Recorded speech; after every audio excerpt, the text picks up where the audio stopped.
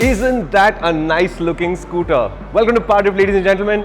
This is the brand new Yamaha Aerox 155. This is the first time I'm seeing it. I have not ridden it yet, so this is not a review. This is just an introduction to this scooter, and I can already tell you that I'm super excited. And the big change for the market, not specifically for Yamaha, but the scooter market, is the way this thing looks and what it promises.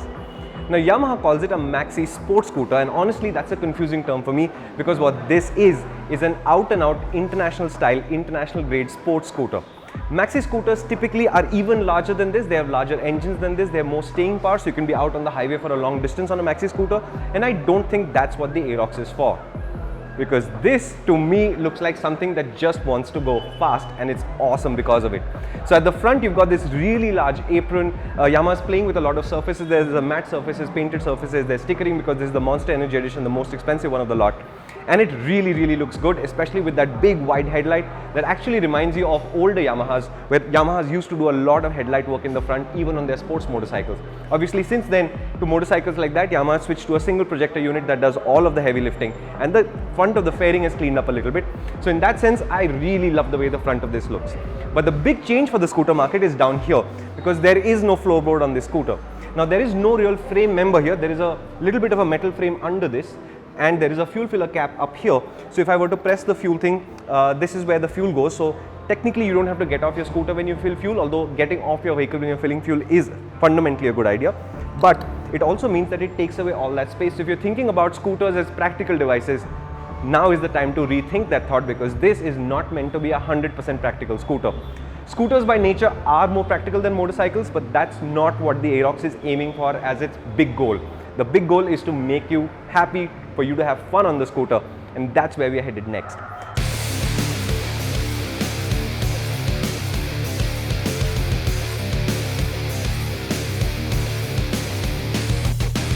The floorboards, obviously, they look smaller than a normal scooters because, well, it's not a flat surface anymore. So you've got a place to put your feet, and the apron actually comes in quite a bit. So you're not going to be able to put your feet diagonally up like that. Your feet are going to be down. But I sat on the scooter, and it is actually a pretty spacious scooter. That's one way to mount the scooter. The other way is to swing your leg over just like you do on a motorcycle. And I am wearing size 10 shoes. I'm about 6 feet tall, and you can see that there's a lot of space, and there's no chance that the handlebar will interfere with my knees at all. So in that sense, spacious scooter, sporty scooter. The seat is sloping forward. It's something you'll get used to. But if I scoot all the way back to the step in the seat, it's actually quite a spacious riding position. So even if you're really tall or really short, this scooter should fit you really well. The pillion seat is going to be a bit of a surprise because it is a little bit high up. We're on the center stand. If you look at the position of the foot peg, it's quite high up. So you do sit more like you'd sit pillion on a motorcycle than how you're used to on a scooter, where foot pegs are generally much lower. But Yamaha have been extremely generous with the foot peg size. It's a really long passenger foot peg. I really like that too. So overall, it's a fairly large seat on a fairly large scooter. In terms of dimensions, this is one of the longest scooters on the market.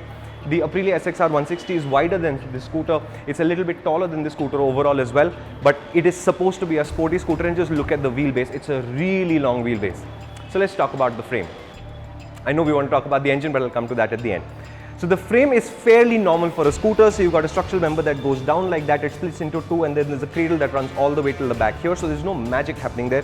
There's no real magic happening in this area, which is why I've lost the footboard. But this is what sports scooters look like. That's the important thing to appreciate. At the ends though, you've got 26mm telescopic spokes up front. They do look a little bit skinny to my eyes, especially given how much bodywork there is on the scooter, but the fender is quite large. It hides it quite well, so I'm not worried. At the back, you've got twin shocks. These shocks are not preload adjustable, but for about 17,000 rupees or a little bit more than that, Yamaha will sell you preload adjustable gas charged KYB shocks for the back. That is something that I'd really love to see, how it changes the feel of the scooter. Remember, we've not ridden this, so I don't know what the ride quality of this thing is going to be. Is it going to be at the comfortable side? Is it going to be on a super stiff sporty side? I don't know. I'm hoping Yamaha is usually good at finding a good balance, and that's what the Aerox will deliver when we get to ride it.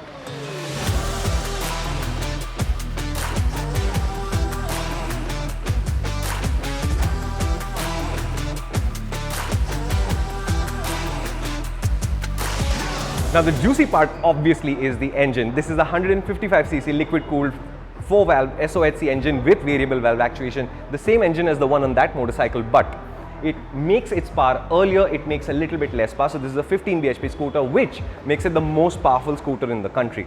Now if you take the SXR 160 or the SR 160 as a reference, they're about 11 bhp total, and in the weight range, the SXR is about 4 kilos more than this, the SR 160 is about I think 3 kilos less than this. So it's in the zone where it should be a really fast scooter, possibly the fastest scooter in the country. What we don't know is how they've geared it. So if Yamaha has geared it for high speeds, obviously there'll be a higher top speed, but chances are they would have geared it for acceleration, in which case it'll be fun to ride, but the top speed may only be in the region of 110, which for a scooter in India is currently unprecedented, and I'm really excited about it. Fuel economy, etc. we'll come to later, but this scooter is a scooter, so there have to be some convenience features. So the first thing Yamaha has done is they put a fuel and a seat button. So if I press the fuel, this opens. If I press the seat button, the seat opens. It's got a fairly large cavity in here. An Arai full face helmet will not fit, but this is one of the largest cavities I've seen so far. So if you have a reasonable budget full face helmet, it'll definitely fit in there, I think. I can't see a USB charging port here because it's not here. You've got a little cubby here into which your phone goes, and there's a cigarette lighter charger socket in there, and if you plug in a USB charger into that, you should be able to charge your phone. Caveat, this is not a really large compartment. I have an 11 Pro Max iPhone with a case. I tried to put it in and it would not fit, so you will have to figure out whether your phone fits into this cubby hole neatly or not. Overall though, it's a smashing looking scooter. Promises to be one of the fastest things on the market. Yamaha usually makes excellent handling scooters. I'm hoping that this suspension is tuned halfway between comfort and sport, and that should make it a really spectacular riding experience. Just to give you an example, the person who's filming this, our friend Vikas from PowerDrift, as soon as he saw the scooter, his first reaction was, I want this scooter.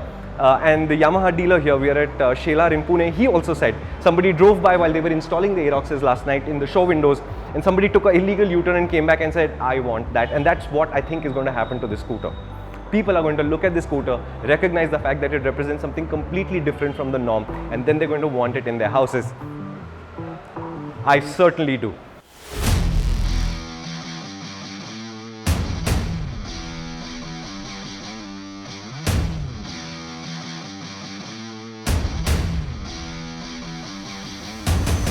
Now, a couple of things about the engine. If you look here, this is the radiator for the engine. Remember, this is a liquid cooled engine. From the back, when you can see the head of the engine, which of course is the R15 engine. And now, finally, let's talk about prices. Yamaha starting the prices for the Aerox at 1.29 lakhs ex showroom. In that sense, for the feature set you're getting, for example, 14-inch wheels, which will make it handle more like a motorcycle than a traditional scooter. You're getting 140 section rear wheel. They are tubeless tires, obviously. You've got Bluetooth as standard. It looks like this. I think this is actually a pretty reasonable deal. Remember, this is a premium scooter, so the price is premium, but Yamaha is giving you a lot of bang for the buck. I forgot to mention, it also has automatic start-stop, and what I wanted to mention about automatic start-stop is it works best in automatics, not so much in geared vehicles. So now we have motorcycles with start-stop. They are a little bit of a hack, and they are a little bit more difficult to use, but on a scooter it works natively, right? You come to a stop, the engine turns itself off, and when you're ready, you just roll on the throttle and the scooter moves forward.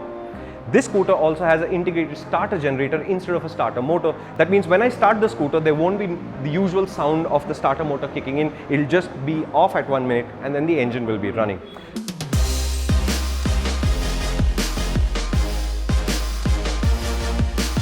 So that's the story of the Yamaha Aerox 155. I'm really excited to see proper, full-on, sporty styled scooters coming into India. I hope that this creates a trend so that we can get more of these from other manufacturers as well. But I can tell you this, I haven't ridden it yet, and that's literally the next thing I want to do, is get on that, get outside into the real world and see what this is like in the flesh, in our conditions, because this to me is super, super exciting. Thank you so much for watching. If there's more questions you have about the Aerox, please do leave us a comment. If you desperately want scooters like this from other people to also come to a market, please do also leave us a comment, and of course tell us what you think. It is really important to us. PowerDrift responds almost all of its comments, and we'd like to hear from you as well. Thank you so much for watching. Before I leave you, I'd invite you to hit my 4 favorite buttons in the world: subscribe, the bell notification icon, like and share. This is the Aerox 155. We will be test riding soon, so stay tuned to PowerDrift. I will catch you later.